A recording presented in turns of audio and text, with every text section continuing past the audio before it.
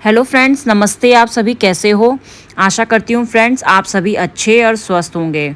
Friends, आज मैं आपको बताने वाली हूँ सेम मुखेम जो नागराजा मंदिर है उसके बारे में। आशा करूँगी फ्रेंड्स कि आपको मेरी ये वीडियो बेहद ही पसंद आने वाली है। और अगर आपको मेरी वीडियो पसंद आएगी तो फ्रेंड ज़रूर ही मेरी वीडियो को लाइक करें, शेयर करें एंड सब्सक्राइब करें। तो फ्रेंड्स चलिए चलते हैं ये सेम मुखेम नागराजा के मंदिर में। फ्रेंड, ये सेम मुखेम नागराजा के मंदिर में कम से कम आपको 3 किलोमीटर की चढ़ाई करनी होगी, वो भी खड़ी चढ़ाई है। उसके बाद आप इस मंदिर में पहुंचते हैं। और यहाँ ऊपर में एक शिला भी है जिसको क्या मान्यता है वो मैं आपको आगे बताऊंगी। और उस शिला में भी अगर आप जाना चाहते हो तो एक बार फिर से आपको 1 किलोमीटर की फिर से यात्रा करनी पड़ेगी, तब जाके आप उस शिला में पहुंचते हैं। तो टोटल मिला के 4 किलोमीटर की चढ़ाई ऊपर और 4 किलोमीटर की नीचे, टोटल 8 किलोमीटर की चढ़ाई आपको करनी पड़ेगी अगर आप ये सेम मुखेम नागराजा के मंदिर में जाना चाहते हैं। जो सेम मुखेम का मंदिर है फ्रेंड्स, यहाँ शेषनाग के अवतार के रूप में भगवान श्री कृष्ण की होती है पूजा। तो फ्रेंड्स आइए जानते हैं क्या है इस मंदिर की पूरी मान्यता। और फ्रेंड्स बने रहना मेरी वीडियो में अंत तक। और फ्रेंड्स मतलब शुरुआत कर यहाँ से कर रही हूँ मैं। यहाँ पे हम फ्रेंड इसके जो द्वार हैं उसमें पहुँच गए। ये उत्तर की द्वारिका जिसे बोला जाता है और इसे उत्तराखंड का 5वां धाम भी बोला जाता है, ये सेम मुखेम नागराजा के मंदिर को। ये शुरू में हमें ये पहला ये दरवाज़ा मिलता है। और फ्रेंड्स उसके बाद हम जाते हैं फिर आगे की ओर।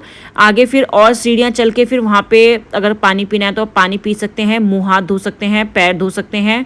और फ्रेंड्स यहाँ पे हम इतने थक चुके थे कि हम चढ़ने की और हिम्मत भी नहीं हो रही थी, लेकिन हम इतनी दूर से आए थे तो हमें मंदिर में तो ज़रूर ही प्रवेश करना था, जाना था। तो फ्रेंड चलिए चलते हैं ये सेम नागराजा के मंदिर में। तो फ्रेंड्स आ गए हैं हम इसके ये प्रवेश द्वार में। यहाँ पे आप देख सकते हो ये बड़ा सा नाग बना हुआ है और इसमें काफ़ी लोग उत्साहित हो रहे थे यहाँ पे फ़ोटो खिंचवाने के लिए, और वो फ़ोटो भी खिंचवा रहे थे। प्रसिद्ध सेम मुखेम नागराजा मंदिर में हर वर्ष नवंबर माह में मेला आयोजित किया जाता है। सेम मुखेम में भगवान श्री कृष्ण को शेषनाग के अवतार के रूप में पूजा जाता है। मान्यता है कि द्वापर युग में भगवान श्री कृष्ण सेम मुखेम में यात्रा के लिए आए थे। तो फ्रेंड्स ये है सेम मुखेम का मंदिर। ये उसका प्रांगण आप देख सकते हो, वो सेम मुखेम मंदिर है। प्रसिद्ध सेम मुखेम नागराजा मंदिर, जैसा कि मैंने आपको बताया, यहाँ पे नवंबर के महीने में हर नवंबर के महीने में मेला आयोजित किया जाता है। फ्रेंड्स ये मंदिर के अंदर हम पहुँच चुके हैं। सेम मुखेम मंदिर में भगवान श्री कृष्ण को शेषनाग के अवतार के रूप में पूजा जाता है। यहाँ पे आप भगवान जी श्री कृष्ण भगवान जी को चढ़ाने के लिए सब के सब यहाँ पे मोर पंख लेके आए थे। मान्यता है कि द्वापर युग में भगवान श्री कृष्ण सेम मुखेम में यात्रा के लिए आए थे तो उन्हें यह स्थान बेहद ही पसंद आया था। उस वक्त सेम मुखेम के राजा गंगू रमोला से उन्होंने जगह मांगी तो गंगू रमोला ने उन्हें जगह देने से इनकार कर दिया, जिससे क्रोधित होकर भगवान श्री कृष्ण ने गंगू रमोला की सभी गाय भैंस को पत्थर बना दिया। उसके बाद गंगू रमोला के जगह देने के बाद भगवान श्री कृष्ण के रूप में यहीं पर स्थापित हो गए। टिहरी जिले के प्रताप नगर में पड़ता है फ्रेंड्स ये जो सेम मुखेम नागराजा का मंदिर है।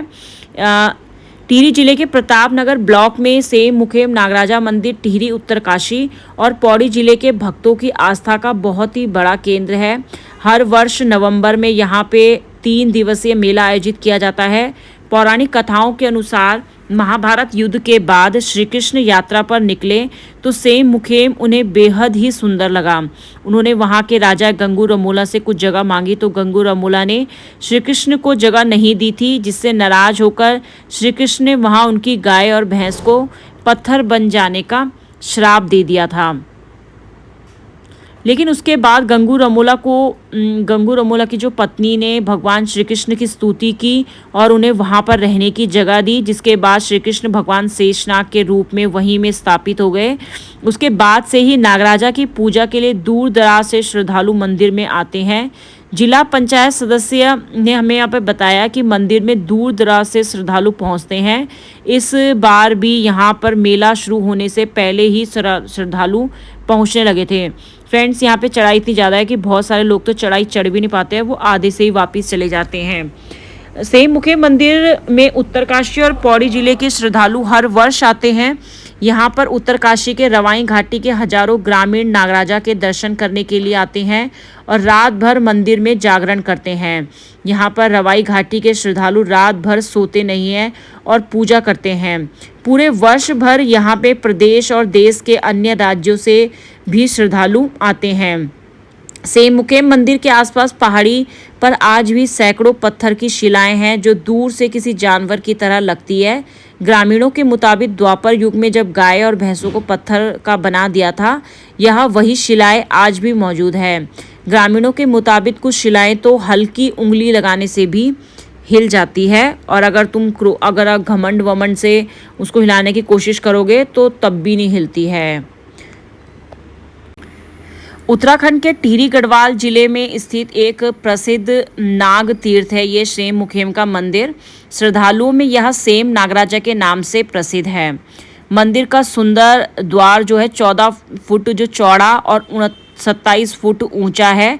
इसमें नागराजा फन फैलाए हैं और भगवान कृष्ण नागराज के फन के ऊपर वंशी की धुन में लीन है। मंदिर में प्रवेश के बाद नागराजा के दर्शन होते हैं। मंदिर के गर्भगृह में नागराजा की स्वयं भूशिला है। ये शिला द्वापर युग की बताई जाती है। मंदिर की दाईं तरफ गंगू रमोला के परिवार की मूर्तियां स्थापित की गई है। सेम नागराजा की पूजा करने से पहले गंगू रमोला की पूजा की जाती है। यह माना जाता है कि इस स्थान में भगवान श्री कृष्ण कालिया नाग का उद्धार करने आए थे। इस स्थान में उस समय गंगू रमोला का अधिपत्य था। श्री कृष्ण ने उनसे यहाँ पर कुछ भूभाग मांगना चाहा, परंतु गंगू रमोला ने इन्हें मना कर दिया था। वह किसी चलते फिरते यात्री को धरती नहीं देना चाहते थे।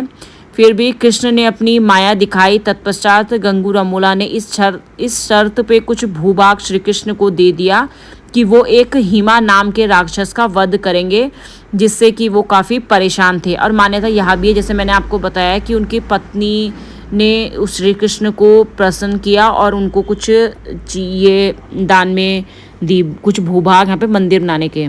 उत्तराखंड के श्रीनगर से पहले एक गंडोलिया नामक छोटा कस्बा आता है। यहाँ से एक रास्ता नई टिहरी के लिए जाता है, दूसरा लमगांव के लिए जाता है। लमगांव के रास्ते में टिहरी झील को देखा जा सकता है। लमगांव सेम जाने वाले यात्रियों का मुख्य पड़ाव है।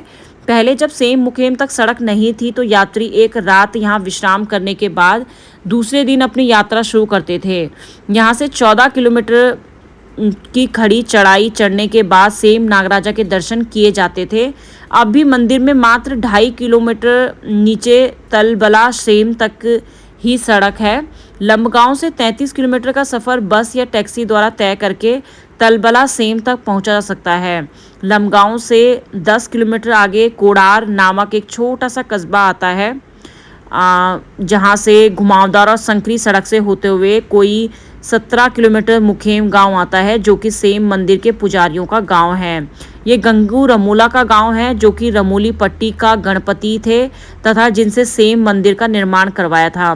मुखेम से 5 किलोमीटर आगे तलबला सेम आता है। यहाँ एक लंबा चौड़ा हरा भरा घास का मैदान है। किनारे में नागराजा का एक छोटा सा मंदिर है। परंपरा के अनुसार यहाँ पर दर्शन पहले किए जाते हैं। यहाँ आसपास स्थानीय निवासियों की दुकान है। यहाँ खाने पीने की व्यवस्था है। यहाँ से सेम मंदिर तक तकरीबन 2.5 किलोमीटर से 3 किलोमीटर तक पैदल चढ़ाई है। घने जंगल के बीच मंदिर तक रास्ता बना हुआ है। सेम मुखेम का जो मार्ग है वो हरियाली और प्राकृतिक सौंदर्य से भरपूर है। मुखेम के आगे रास्ते में प्राकृतिक भव्यता और पहाड़ की चोटियां मन को रोमांचित करती हैं। रमोली पट्टी अत्यंत सुंदर है। रास्ते में श्रीफल के आकार की खूबसूरत चट्टान है। सेम मुखेम में घने जंगल के बीच मंदिर के रास्ते में बांज, बुरांस, खरसू, केदार पत्ती के वृक्ष हैं, जिनसे खुशबू निकलती रहती है। फ्रेंड, बेहद ही सुंदर ये सेम मुखेम का मंदिर है। और अगर इस मंदिर में जा रहे हो, अगर आप चढ़ाई चढ़ सकते हो तो आपको यहाँ पे कम से कम 3 किलोमीटर की चढ़ाई करनी पड़ेगी। और अगर आप शिला भी देखना चाहते हो तो जाते हुए आपको 4 किलोमीटर की चढ़ाई आपको करनी पड़ेगी। तो फ्रेंड्स, और ये गंगू रमोला का मंदिर है, आप देख सकते हैं। फ्रेंड्स, ये गंगू रमोला की बहुत बड़ी मूर्ति यहाँ पे लगती है। और आपकी जो भी इच्छा है तो उनको आप वो जो धागा आप पेड़ में बांध देते हैं। फ्रेंड्स, ये आप आ चुके हो गंगू रमोला जी के मंदिर में। ये गंगू रमोला की बहुत बड़ी मूर्ति यहाँ सेम मुखेम में लगी हुई है, जो बेहद ही सुंदर लग रही थी। बहुत ही सुंदर फ्रेंड्स ये सेम मुखेम का मंदिर है।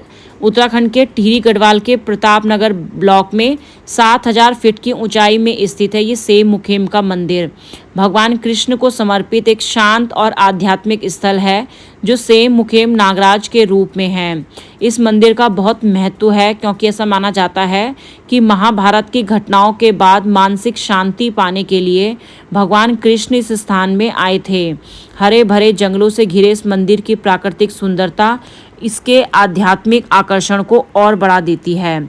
आगंतुक घाटी के लुभावने मनोरम दृश्य का भी आनंद ले सकते हैं। मंदिर के अंदर एक अनोखे आकार का पत्थर है जिसे देवता नागराज के रूप में पूजा जाता है। फ्रेंड, बहुत ही सुंदर ये मंदिर और इतनी हाइट में स्थित बहुत सुंदर लग रहा था। यहाँ पे इतनी हाइट में पहुँचने के बाद पूरा कोहरा सा कैमरे में आ रहा था, तो इसलिए वो वीडियो मैंने नहीं बनाई। अगर हम आपसे कहें कि एक विशाल शिला जिसे पूरी ताकत लगाकर नहीं हिलाया जा सकता, वो सिर्फ उंगली के जोर से हिल सकती है, तो आप जरूर चौंक जाएंगे। ऐसी शिला टिहरी में है। टिहरी के सेम मुखेम मंदिर आप जाएंगे तो वहीं आपको एक शिलाखंड मिलेगा। सेम मुखेम मंदिर में तमाम तरह के दोष निवारण भी होते हैं। उत्तराखंड के टिहरी जिले का प्रसिद्ध श्री कृष्ण भगवान नागराजा मंदिर देश विदेश में प्रसिद्ध है। यहाँ पर हर समय मंदिर में आने जाने वाले श्रद्धालुओं की भीड़ जुटी रहती है। मंदिर समिति ने उत्तराखंड सरकार से मांग की है कि इस मंदिर का भी चार धाम की तर्ज पर विकास किया जाए। मंदिर तक आने जाने के लिए रोपवे और कैंचीदार रास्ता बनाकर उसके ऊपर टिन की छत लगाई जाए। एक अयोध्या में भगवान राम की मूर्ति बनाने के लिए नेपाल की गंडकी नदी से शालिग्राम शिलाखंड लाकर पूजा अर्चना की जा रही है। जिस पत्थर से मूर्ति बनाई जाएगी, ऐसा ही एक अद्भुत पत्थर टिहरी जिले के प्रताप नगर विधानसभा क्षेत्र के अंतर्गत सेम मुखेम में स्थित है। यहाँ पर भगवान श्री कृष्ण नागराजा का मंदिर है। इसी के समीप अद्भुत शिला है जो ताकत लगाने से भी नहीं हिलती है। आश्चर्य की बात यह है कि एक ही उंगली से ये शिला हिलने लग जाती है। इस अद्भुत शिला की पूजा अर्चना करने के लिए श्रद्धालुओं की भीड़ जुटी रहती है। देवभूमि उत्तराखंड के टिहरी जनपद के सेम मुखेम मंदिर के पास एक ऐसे ही विशालकाय पत्थर है जिसके आगे विज्ञान भी नतमस्तक है। वहीं इस चमत्कार को लोग आस्था से जोड़कर देखते हैं। आज हम ऐसे विशालकाय पत्थर के बारे में आपको भी वो भी बताएंगे जिसे देखकर आप भी दांतों तले उंगलियां दबाने में मजबूर हो जाएंगे। टिहरी के प्रताप नगर के अंतर्गत ऊंची पहाड़ियों में स्थित भगवान श्री कृष्ण की तपोस्थली सेम मुखेम के समीप ढूंढूंगी धार है। 7000 फीट की ऊंचाई में सेम मुखेम में भगवान श्री कृष्ण नागराजा के स्वरूप में विराजमान है। मंदिर तक पहुंचने के लिए श्रद्धालुओं को 6 किलोमीटर की आना जाना खड़ी चढ़ाई पर चढ़ने होगा, और अगर आप वो शिला भी देखना चाहते हो तो 8 किलोमीटर की चढ़ाई आपको करनी होगी।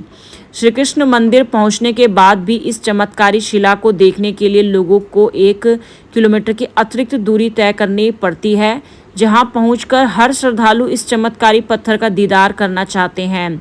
साथ ही पत्थर पर जोर आजमाइश करना नहीं भूलते। ढूंढूंगी धार में स्थित इस पत्थर की खासियत ये है कि इस पर कितना भी जोर लगाने के बाद भी नहीं हिलता है, लेकिन जैसे ही आप उंगली से जोर लगाते हैं तो ये विशालकाय पत्थर हिलने लगता है। इसे लोग आस्था की नज़र से देखते हैं। स्थानीय लोग इसे भीम का पत्थर भी मानते हैं। सेम मुखेम मंदिर में हमेशा भक्तों का तांता लगा रहता है, जिसका उल्लेख धार्मिक ग्रंथों में भी आपको मिलेगा। यहाँ पे एक भक्त थे, उन्होंने कहा कि वास्तव में यहाँ पर भगवान श्री कृष्ण का वास है। चारों तरफ हरियाली ही हरियाली है। पूरे पर्वत श्रृंखला यहाँ पर हैं। आश्चर्य की बात है कि यहाँ पर एक ऐसी शिला है जिसे हम ताकत लगाकर नहीं हिला सकते हैं, उसे सिर्फ एक उंगली से हिला सकते हैं। यह भी इस देवभूमि में आश्चर्य की ही बात है। यह कृष्ण भगवान की धरती है। ऐसी मान्यता है जिनकी कुंडलियों में काल सर्प दोष होता है, वह यहाँ पर अपनी पूजा कराकर काल सर्प के दोष से मुक्ति पाते हैं। मंदिर के पुजारी ने कहा कि यह उत्तर द्वारिका के नाम से भी प्रसिद्ध है। यहाँ पर भगवान नागराजा का प्रसिद्ध सिद्धपीठ स्थान है। यहाँ पर जो शिला प्रकट हुई है उसका भक्त लोग दर्शन करते हैं।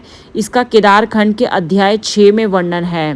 द्वापर युग से इसकी मान्यता है कि यहाँ पर जो भी भक्तजन आते हैं, जैसे चर्म रोग हो, किसी प्रकार के दोष हो, काल सर्प दोष हो, उसकी पूजा करके दोष समाप्त होता है। यहाँ पर पितृदोष, काल सर्प योग दोष का निवारण भी होता है। मंदिर समिति के अध्यक्ष गोविंद रावत जी ने कहा कि यहाँ पर देश विदेश से भक्त दर्शन करने के लिए आते हैं और पूजा पाठ करते हैं। हमारी सरकार से मांग है कि मंदिर तक पहुँचने के लिए रोपवे का निर्माण किया जाए, जिससे बुजुर्ग पर्यटकों को चढ़ाई ना चढ़नी पड़े। फ्रेंड्स, यहाँ पे अभी सारी जगह रोपवे लग चुके हैं, लेकिन ये सेम मुखेम का मंदिर है जहाँ पे रोपवे नहीं लगा है, जिस कारण से जो बूढ़े बुजुर्ग लोग हैं वो इन चढ़ाई को मतलब सेम मुखेम के मंदिर में नहीं जा पा रहे हैं, सिर्फ इसी कारण में। बहुत सारे लोगों की तो ये कुल देवता भी हैं जिन्हें आना होता है, लेकिन वो इस चढ़ाई के कारण इसमें नहीं आ पाते हैं।